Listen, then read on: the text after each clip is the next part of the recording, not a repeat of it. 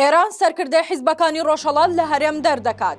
فشارەکانی ئێران بۆ سەر سەرکردەی هێزە ڕۆژهەڵاتیەکان لە هەرێمی کوردستان دەستی پێکردووە. دوای ئەوەی بە فشارەکانی ئێران و باڕێکەوتنی ئەمنی لە نێوان عێراق و ئێراندا پارساڵ بنکە و بارەگای هێزە ڕۆژهەڵاتیەکان لە هەرێمی کوردستان چۆڵ کران. لە ئێستادا ئێران کار لەسەرەوە دەکات کە سەرکردەی ئەو هێزانە لە هەرێمی کوردستان دەربکات. تیوار لە چەند سەرچاوەیەکی باڵای ئەمنی لە بەغداوە ئەوەی دەستکەوتووە کە ئێران داوای لە بەرپرسانی بەغدا کردووە کە دەبێت سەرکردەی هێزە ڕۆژهەڵاتیەکانی کوردستان لە وڵاتەکەی دەربکات.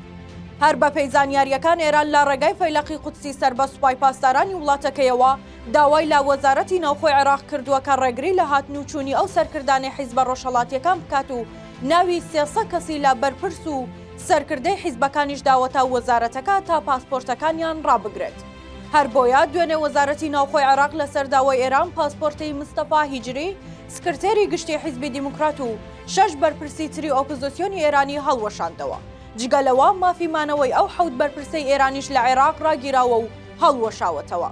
بەم پێش بێت چیتر ئەو بەرپرسانە بۆیان نیە بێنەوە ناو خاکی عێراق. هەر بە پێی زانیاریەکان ئێران داوای کردووە ڕێگری لە گەشت و هاتنوچوونی 300 کەسی دیکەی حیزبەکانی ڕۆژهەڵات بکات، چونکە ئەمە درێژکراوەی ئەو ڕێکەوتنە ئەمنیەی نێوان عێراق و ئێرانە کە لە مانگی تشرینی 2023دا خرایە بواری جێبەجێکردنەوە. پێشتر ئێران ئەم داوایی لە بەرپرسانی هەرێم کردبوو، چونکە ئەو وڵاتە پێی وایە تەنها بەداخستنی کەمپەکانیان ڕێگری لە جموجۆڵی حیزبەکانی ڕۆژهەڵات ناکات، بەڵکو ئێران زانیاری هەیە کە بەشێکی حیزبەکانی ڕۆژهەڵات بە شێوەی گروپ هێشتا چەکیان پێیە و لە هەندێک شوێن جێگر کراون.